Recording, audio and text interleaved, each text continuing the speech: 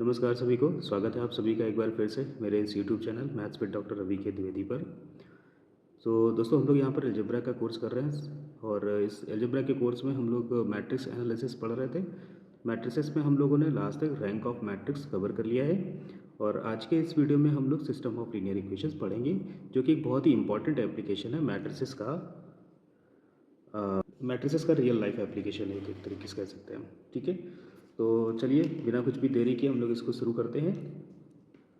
तो सबसे पहले हम बता दें कि लीनियर इक्वेशन क्या होती है ना।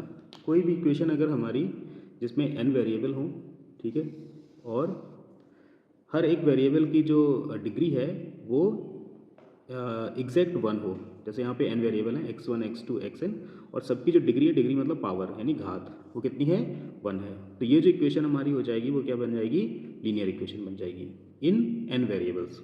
ठीक, अब इसी तरीके से हमारे पास अगर एक से ज़्यादा इक्वेशंस हैं बट कंडीशन ये है कि वेरिएबल सेम होने चाहिए, है ना, तो उसको हम लोग बोलेंगे सिस्टम ऑफ लीनियर इक्वेशन, है ना, रैखिक समीकरणों का एक समुदाय है ना।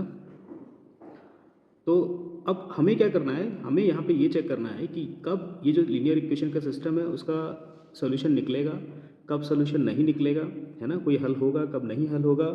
दूसरा ये कि अगर हल होगा तो कब वो यूनिक हल होगा यानी अद्वितीय हल होगा, और कब वो इनफाइनाइट नंबर ऑफ सोल्यूशन देगा यानी इनफाइनाइट, है ना, अनंत हल देगा। तो मैंने ये सिस्टम ऑफ लीनियर इक्वेशन लिया है जिसमें हमारे पास n वेरिएबल हैं और m इक्वेशंस हैं। ठीक, अगर हम इसको मैट्रिक्स फॉर्म में कन्वर्ट करें तो ये कुछ ax equal to B form में बन जाएगा, है ना, जहाँ पे जो मैट्रिक्स a होगी वो इनके कॉफिशिएंट की मैट्रिक्स होगी, और वो कैसी बनेगी, ये इस तरीके से बनेगी a11 a12 a1n, है ना। फिर सेकेंड रो में आएगी a21 a22 a21 इस तरीके से, और x की वैल्यू यहाँ पे क्या होगी, x1 x2 xn तक होगा, और b जो हमारा होगा वो कॉफिशिएंट मैट्रिक्स होगी b1 से लेकर के bm तक। ठीक, अब ये जो हमने सिस्टम बनाया है, ये सिस्टम हमारा नॉन होमोजीनियस भी हो सकता है और होमोजीनियस भी हो सकता है। ठीक है, नॉन होमोजीनियस भी हो सकता है और होमोजीनियस भी हो सकता है। तो नॉन होमोजीनियस कब होगा, जब b की वैल्यू जो है ना वो नॉन जीरो हो, है ना, ये जो b वैल्यू है वो जीरो मैट्रिक्स के इक्वल ना हो। जीरो मैट्रिक्स के इक्वल ना हो इसका मतलब है कि ये जो b1 से bm तक दिए गए ना, इनमें कम से कम एक ऐसा हो एलिमेंट जिसकी वैल्यू जीरो ना हो, कम से कम एक ऐसा मिल जाए जिसकी वैल्यू जीरो ना हो, तो हम इसको बोलेंगे नॉन होमोजीनियस। ठीक है, और अगर एक भी जीरो हो जाएगी तो उसको हम लोग बोलेंगे, क्या बोलेंगे, होमोजीनियस सिस्टम बोलेंगे। ठीक है, ये इस तरीके से। अब इस होमोजीनियस सिस्टम में क्या होगा, ये कुछ इस तरीके से दिख रहा होगा, जिसमें हमारा राइट हैंड साइड जो होगा वो पूरा जीरो होगा। तो ये कुछ सिस्टम अगर इसको मैट्रिक्स फॉर्म में कन्वर्ट करेंगे तो ये हमारा बनेगा X equal to B form में, राइट। ये जीरो जो हम यहाँ पे लिख रहे हैं बार बार, ये एक्चुअली जीरो मैट्रिक्स होगी, है ना। ये क्या होगी, एक कॉलम मैट्रिक्स होगी जिसमें वन कॉलम होगा और उसके सारे एलिमेंट क्या होंगे, जीरो होंगे। ठीक है, अब देखो अगर हमें सिस्टम ऑफ लीनियर इक्वेशन दिया गया है तो उससे हम लोग बना सकते हैं क्या, ऑगमेंटेड मैट्रिक्स। ठीक है, ऑगमेंटेड मैट्रिक्स क्या होती है कि जो हमारी कोफिशिएंट मैट्रिक्स आई थी ए, है ना, सिस्टम से जो हमारी कोफिशिएंट मैट्रिक्स आई थी ए, अगर हम उसको बी के साथ मिलकर लिख दें, है ना, तो वो हमारी क्या बन जाएगी, ऑगमेंटेड मैट्रिक्स बन जाएगी। तो ऐसे मतलब मैंने ये लाइन जो खींची डॉट डॉट डॉट करके, ये इसलिए बस खींची है ताकि हमें सेपरेशन दिखे कि यहाँ तक हमारी मैट्रिक्स ए है और इसके बाद हमारी मैट्रिक्स जो है वो बी है। ठीक है, तो चलिए यहाँ तक के अगर कॉन्सेप्ट क्लियर हो गए हों तो हम लोग एक बार हम लोग चलो आगे बढ़ते हैं और देखते हैं कि कब हमारा सोल्यूशन जो है वो सोल्यूशन रखेगा और कब सोल्यूशन नहीं रखेगा। तो यहाँ पर हम लोग कर रहे हैं, हम लोग जो सिस्टम पढ़ रहे हैं वो X equal to B form के पढ़ रहे हैं ना, X equal to B form के सिस्टम्स को देख रहे हैं। तो ये नॉन होमोजीनियस होगा अगर बी की value not equal to zero है, और होमोजीनियस होगा अगर बी की वैल्यू जीरो है, राइट। तो अब हम लोग क्या करेंगे कि ए की और एम की रैंक निकाल लेंगे। ठीक है, मैं इसको गॉस एलिमिनेशन एशेलॉन फॉर्म से बताऊंगा कि एक ही बार में हम लोग दोनों की रैंक कैसे निकाल सकते हैं। ठीक है, तो नॉन होमोजीनियस में अगर ए की रैंक एम की रैंक के इक्वल है तो हम कह देंगे कि हमारा सिस्टम कैसा है, कंसिस्टेंट है। कंसिस्टेंट का मतलब होता है कि सोल्यूशन मिलेगा। कंसिस्टेंट का मतलब क्या होता है कि सोल्यूशन मिलेगा, है ना, सोल्यूशन एग्जिस्ट, क्या होगा, इसका सोल्यूशन जो है वो एग्जिस्ट करेगा। ठीक है, अगर ये इक्वल नहीं होगा तो सिस्टम कैसा हो जाएगा, इनकंसिस्टेंट हो जाएगा, मतलब सोल्यूशन नहीं मिलेगा, राइट। ये चीज़ क्लियर हो गई होगी।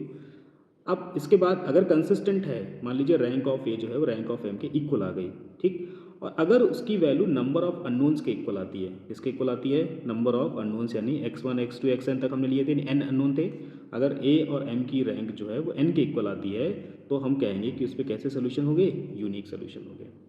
ठीक, अब अगर इन दोनों की रैंक की वैल्यू इक्वल है लेकिन नंबर ऑफ अननोन से कम है तो इसका मतलब उसमें इनफाइनाइट नंबर ऑफ सोल्यूशंस होंगे। अब देख लेते हैं हम लोग होमोजीनियस सिस्टम है तो क्या होगा। देखिए होमोजीनियस सिस्टम तब होगा जब b इक्वल टू जीरो होगा। अगर b is equal to zero होगा तो इसका मतलब a is equal to M है, तो फिर ऑगमेंटेड मैट्रिक्स की कोई मतलब ही नहीं है ना। तो हम क्या करेंगे, सिर्फ a की रैंक निकाल लेंगे। ठीक, और एक बात और, जो होमोजेनियस सिस्टम होगा ना वो ऑलवेज कंसिस्टेंट होगा।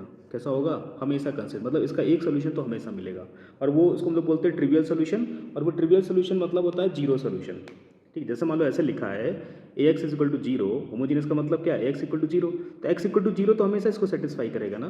तो ये क्या होता है, ऑलवेज कंसिस्टेंट होता है, और इसका ट्रिवियल जो सोल्यूशन होता है वो होता है एक्स इक्वल टू जीरो।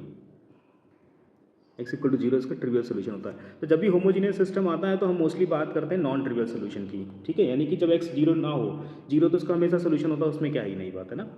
अब देखो बी जीरो है तो मतलब ए और एम हो जाएंगे इक्वल। एम जो हमारा ए ही ऑगमेंटेड मैट्रिक्स है और ए ही कोएफिशिएंट मैट्रिक्स है, तो हम क्या करेंगे, सिर्फ ए की रैंक निकाल लेंगे। अगर ए की रैंक निकालेंगे और वो नंबर ऑफ अननोन्स के इक्वल आती है तो यूनिक सोल्यूशन, यूनिक सोल्यूशन मतलब zero solution, X equal to zero solution होगा। और अगर less than number of unknown आती है तो फिर इनफाइनाइट नंबर ऑफ सोल्यूशन निकलेंगे। ठीक है, कितने सोल्यूशन निकलेंगे, इनफाइनाइट नंबर ऑफ सोल्यूशंस निकलेंगे। तो मुझे लगता है ये कंसिस्टेंट और इनकंसिस्टेंट वाला पार्ट जो क्लियर हो गया होगा, होमोजीनियस और नॉन होमोजीनियस दोनों के लिए। नॉन होमोजीनियस में हमें ए और ऑगमेंटेड मैट्रिक्स एम दोनों की रैंक निकालनी होगी, और उसके हिसाब से हमें देखना होगा कि वो कंसिस्टेंट है कि इनकंसिस्टेंट है, यूनिक सोल्यूशन है या फिर इनफाइनाइट नंबर ऑफ सोल्यूशंस है। होमोजीनियस सिस्टम जो हम लोग देखेंगे तो फिर हम वो हमेशा कंसिस्टेंट होता है, बस हमें वहाँ पे चेक करना है कि यूनिक सोल्यूशन होगा कि इनफाइनाइट नंबर ऑफ सोल्यूशन होगा। यूनिक सोल्यूशन मतलब जीरो सोल्यूशन। मैं एक और बात बता दूं, इस पूरे वीडियो के साथ मैंने क्विज भी दिए हैं जो आपके एग्जाम से रिलेटेड हैं और बहुत इंपॉर्टेंट भी हैं। तो अगर आपको क्विज नहीं दिख रहा है तो आप डिस्क्रिप्शन बॉक्स में जाइए, वहाँ पे आपको क्विजेस दिखेंगे, उनको अटेम्प्ट करिए। ठीक है, और चेक करिए कि आप जो पढ़ रहे हैं उसकी वो आप कितने डेप्थ तक समझ पा रहे हैं और आपकी अंडरस्टैंडिंग का लेवल क्या है।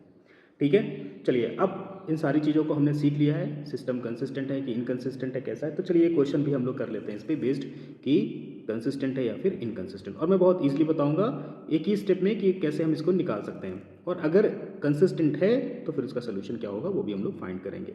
चलिए शुरू करते हैं हम लोग इसको। सबसे पहले हम क्या करते हैं, इस गिवन मैट्रिक्स को ना हम लोग कोएफिशिएंट फॉर्म में, मैट्रिक्स फॉर्म में कन्वर्ट कर लेते हैं। ठीक है, तो ये कुछ ऐसे लिखा जाएगा, देखो मैं लिख लेता हूँ 1 1 2 है ना, 1 माइनस 1 1, और ये 1 1 1, और यहाँ पे आएगा एक्स वाई जेड, और इधर आ जाएगा हमारा 6 2 1। ठीक है, और ये हमारा एक नॉन होमोजीनियस सिस्टम है। कैसा सिस्टम है, नॉन होमोजीनियस, बिकॉज का राइट हैंड साइड जो है वो जीरो नहीं है। अब हम क्या करेंगे, ऑगमेंटेड मैट्रिक्स एम बनाएंगे, और किस तरीके से इसको लिखेंगे, 1 1 माइनस 1 1 2 1 1। ठीक है, अब हम क्या करेंगे, इसको ना एसेलॉन फॉर्म में कन्वर्ट करेंगे। एसेलॉन फॉर्म में कन्वर्ट करेंगे मतलब देखो इसको फिक्स करेंगे और इसके नीचे जीरो बनाएंगे। ठीक है, इसको फिक्स करके इसके नीचे जीरो बनाएंगे, तो देखो ये किसके इक्विवेलेंट हो जाएगा, जरा ये हमारा इक्विवेलेंट हो जाएगा। अगर हम यहाँ जीरो बनाना तो इसको माइनस कर देंगे, तो हम फर्स्ट रो को ऐसे लिख लेते हैं, ये माइनस करेंगे तो जीरो हो गया, ये माइनस करेंगे 2 हो गया माइनस का, ये जीरो हो गया, और ये माइनस का 4 हो गया। फिर इसमें 2 से मल्टीप्लाई करके माइनस कर देते हैं, ये जीरो हो गया, ये 1 आ जाएगा, और ये भी 1 आ जाएगा, और ये माइनस का 4 आ जाएगा। ठीक है, और एक मिनट है ना, ये 1 माइनस 1 जो है वो जीरो हो जाएगा। ठीक, अब चलिए क्या करते हैं, हम इसके नीचे यहाँ पे जीरो बनाते हैं। ठीक है, जैसे हम इसके नीचे यहाँ पे जीरो बनाएंगे तो ये क्या, अब यहाँ पे लिख देता हूँ मैं ऑपरेशन भी बाई, हमने पहले क्या किया, R2 को रिप्लेस कराया है R2 माइनस R1 से, और फिर हमने R3 को रिप्लेस कराया है R3 माइनस 2 R1 से। ठीक है, R3 minus 2 R1, okay okay एक मिनट, तो 1 माइनस ये कितना हो जाएगा, 12 हो जाएगा, तो ये माइनस का 11 आएगा, R3 माइनस 2 R1। और एक चीज़ और, R3 माइनस, रुक जाइए थोड़ा एक मिनट, ये 2 में से 2 ज़ीरो हो गया, ये 1 में से 2 जाएगा है ना, तो ये माइनस 1 आएगा, और 1 माइनस 2 ये अगेन माइनस 1 होगा, और ये आएगा माइनस का 11। ठीक है, और R2 माइनस R1 से ये माइनस 2 हो गया, ये जीरो हो गया, ये माइनस 4 हो गया। ठीक है, चलिए आगे बढ़ते हैं हम लोग, और इसको जीरो बनाते हैं हम लोग। अब इस वाले पार्ट को जीरो बनाते हैं तो क्या बनेगा, ये देखो ज़रा, इसको एज इट इज़ लिख लेते हैं हम लोग, इसको जीरो बनाने के लिए इसमें 2 से मल्टीप्लाई करके इसको माइनस कर देंगे। तो इसको भी एज इट इज लिख लेते हैं हम लोग -4। अब यहाँ 2 से मल्टीप्लाई करा के जीरो आ जाएगा, ये जीरो हो जाएगा, ये -2 हो जाएगा, ठीक है। और यहाँ 2 से मल्टीप्लाई करके इसको माइनस कराएंगे तो माइनस का 20, ये -22 और ये +4 हो जाएगा अब, है ना। तो ये आ जाएगा माइनस का 18, ठीक है। ये हमारा माइनस का 18 आ जाएगा। एक मिनट, एक थोड़ा सा मिस्टेक हो गया ना, ये यहाँ पे ना हमको लेना है -z। तो ये माइनस आएगा, ये माइनस आएगा, और ये -1 -2 -3 आएगा, राइट। तो ये जब -3 आएगा तो ये अगेन फिर से -3 ही रहेगा, ठीक है। ये हमारा -3। ओके, तो अब ज़रा इसको लिख लेते हैं हम लोग, ये कैसे ऑब्टेन किए हैं। हमने ये ऑब्टेन किया है, R3 को रिप्लेस कराया है हमने 2R3 -R2 के साथ, 2R3 -R2 के साथ हमने इसको रिप्लेस करा दिया, ठीक। अब देखो ज़रा यहाँ पे, अब थोड़ी देर के लिए हम लोग देखें कि हम अगर यहाँ से अपनी मैट्रिक्स ए को अलग करते हैं और एम तो ये पूरी मैट्रिक्स है, तो यहाँ देखो एम की जो नॉन जीरो रो है वो कितनी है, 3 नॉन जीरो रोज है। कितनी नॉन जीरो रो हैं, 3 नॉन जीरो रो है। और अगर सिर्फ ए की बात करें तो ए की नॉन जीरो रो भी कितनी है, 3 नॉन जीरो रो। एसेलॉन फॉर्म में ना, इसके नीचे सारे जीरो हैं, इसके नीचे जीरो है, फिर ये जीरो है ना, इस तरीके से। तो अब जो एसेलॉन फॉर्म ये कन्वर्ट हो गया है, उसके बाद हम देख रहे हैं कि जो रैंक ऑफ ए आएगी यहाँ से वो कितनी आएगी, 3 आएगी, क्योंकि 3 नॉन जीरो रो है। और रैंक ऑफ एम भी जो होगी वो कितनी आएगी, 3 आएगी, ठीक है। तो इसका मतलब क्या हो गया कि रैंक ऑफ ए जो है वो रैंक ऑफ एम के इक्वल है, और नंबर ऑफ अननोन्स के भी इक्वल है। नंबर ऑफ अननोन्स कितने हैं, 3 है हमारे पास। तो इसका मतलब सिस्टम कैसे के सिस्टम के पास कैसे सॉल्यूशन होंगे, यूनिक सॉल्यूशन होंगे। कैसे सॉल्यूशन होंगे, यूनिक सॉल्यूशन होंगे। तो अब चलिए हम लोग यूनिक सॉल्यूशंस भी निकाल लेते हैं। और हम लोग कैसे निकालेंगे, ये जो हमने लास्ट में बनाया है ना, इसी की हेल्प से निकालेंगे। अब हम अपने सिस्टम को ना इससे रिप्लेस करा देंगे, ठीक है। याद रखना है, हम अपने सिस्टम को इससे तभी रिप्लेस करा सकते हैं जब हमने सारे के सारे क्या हो, रो ट्रांसफॉर्मेशन यूज़ किए हो इसको कन्वर्ट करने के लिए। क्योंकि देखो यहाँ पे क्या है ना, प्रोडक्ट है, और प्रोडक्ट में अगर प्री फैक्टर चेंज हो रहा है तो उसको कौन चेंज कर सकता है, रो ट्रांसफॉर्मेशन, है ना। तो हमने अगर रो ट्रांसफॉर्मेशन सारे यूज़ किए, इसलिए हम इस सिस्टम को इसके साथ रिप्लेस करा सकते हैं। तो क्या बनेगा देखते हैं, ठीक है। तो हमने क्या किया है, हम यहाँ पे क्या करने वाले हैं कि हम ए और बी को उनके एक्चुअल प्लेस पे रख देने वाले हैं, ठीक है। तो देखो ए हमारा आ गया, एक्स आ गया, और फिर यहाँ पे बी आ गया, ठीक। अब देखो क्या करेंगे हम लोग, यहाँ से अपवर्ड डायरेक्शन में सॉल्व करेंगे। सबसे पहले हम लास्ट रो को लिखेंगे, तो क्या आएगा, -6z = -18 आएगा, ठीक है। तो ये किसके इक्वल आ जाएगा, z की वैल्यू आ जाएगी 3। यहाँ से हमारा पहला सोल्यूशन, ये पहले वैल्यू मिल गई z की। अब हम सेकंड इक्वेशन को सॉल्व करेंगे।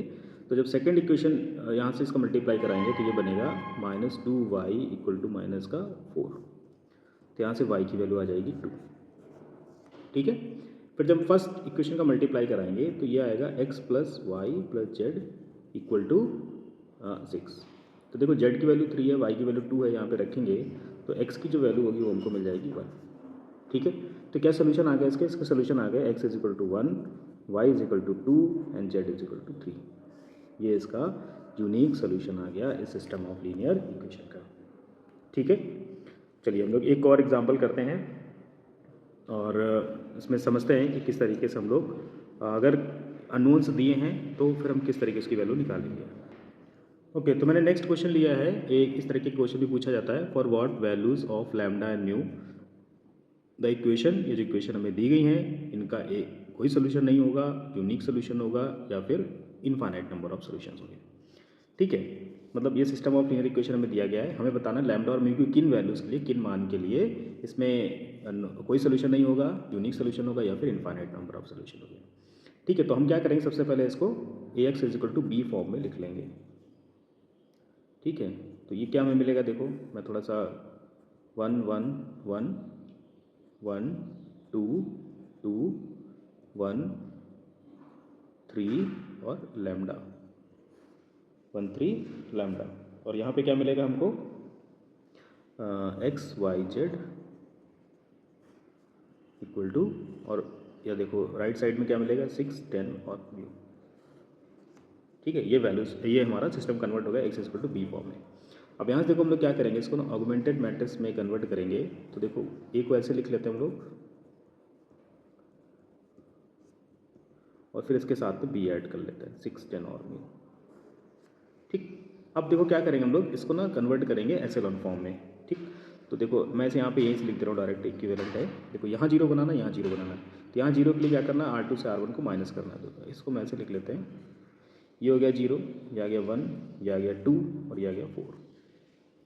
ठीक, फिर इससे इसको माइनस कर देते हैं, तो जीरो, ये 1, लैम्डा -1 और ये म्यू -6।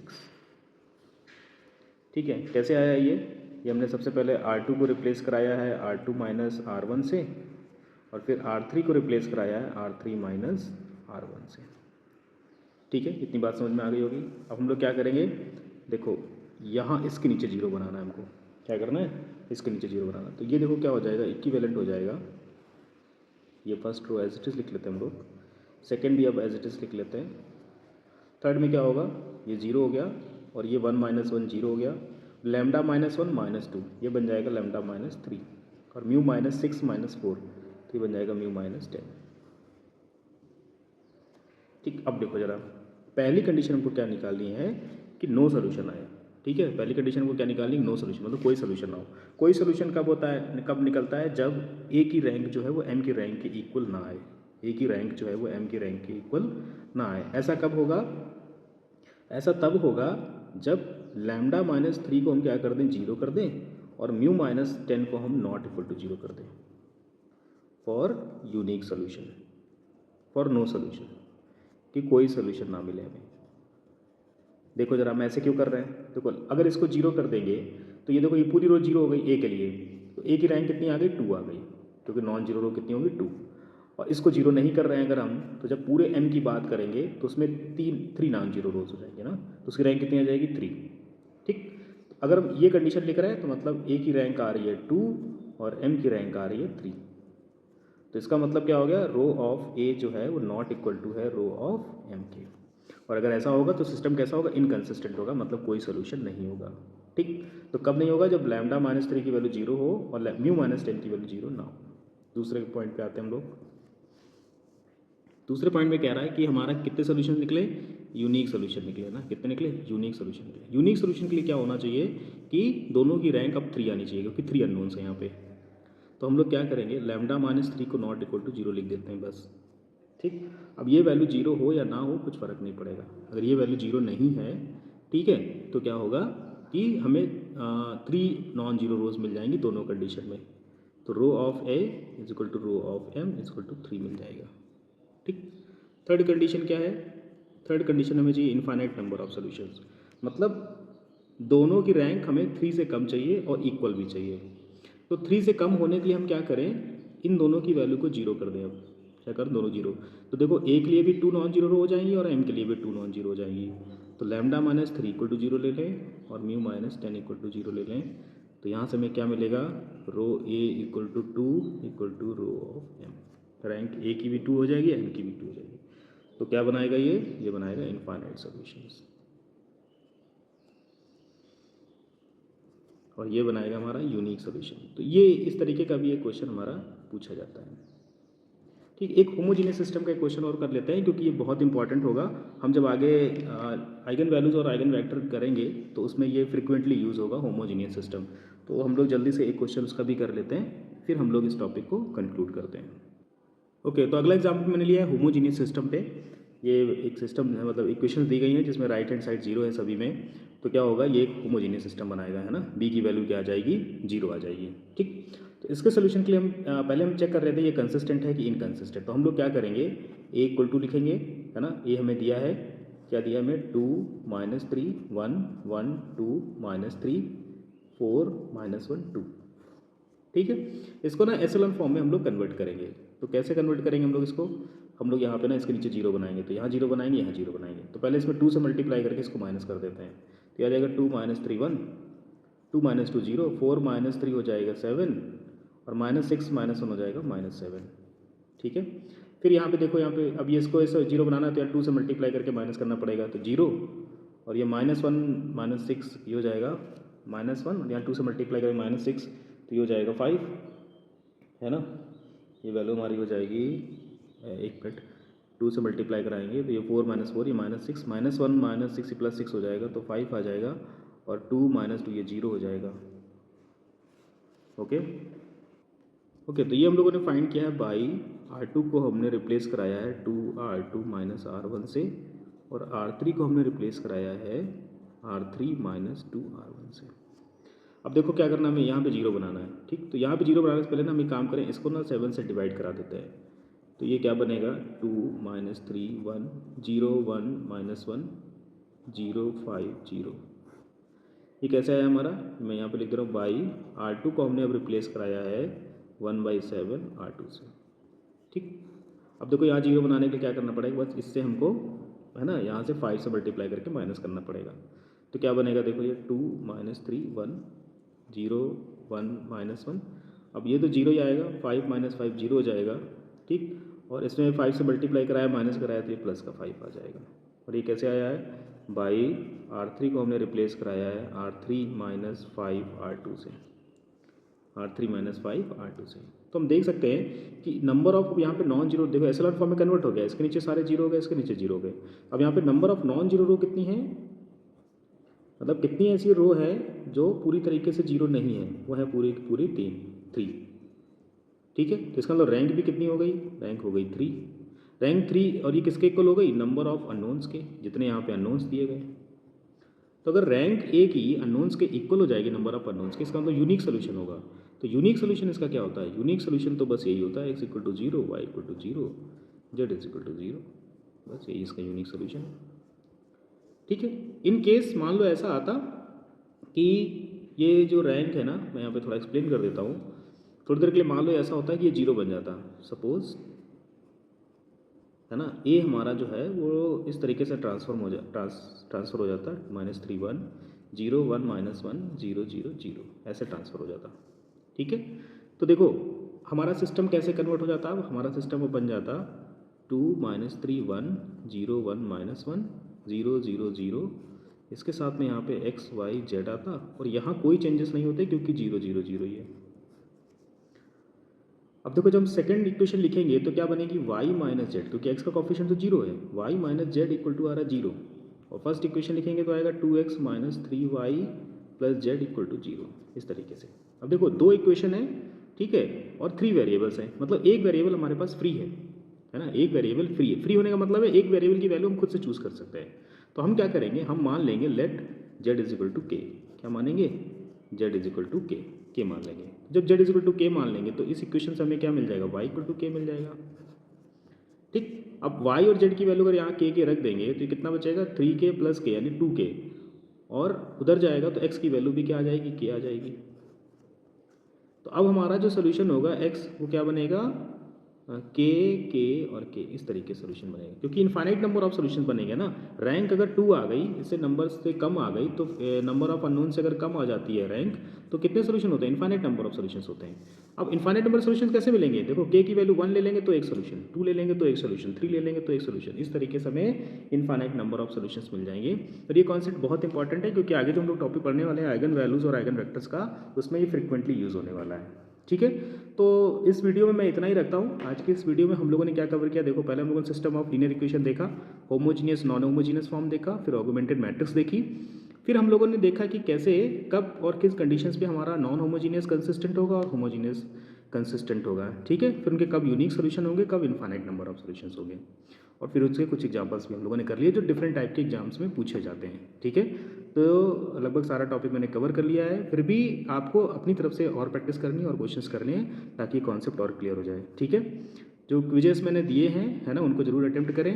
वीडियो पसंद आया हो तो लाइक करें, अपने दोस्तों के साथ शेयर करें, और ऐसे ही अन्य वीडियो के लिए हमारे चैनल को सब्सक्राइब जरूर कर लें। Thank you.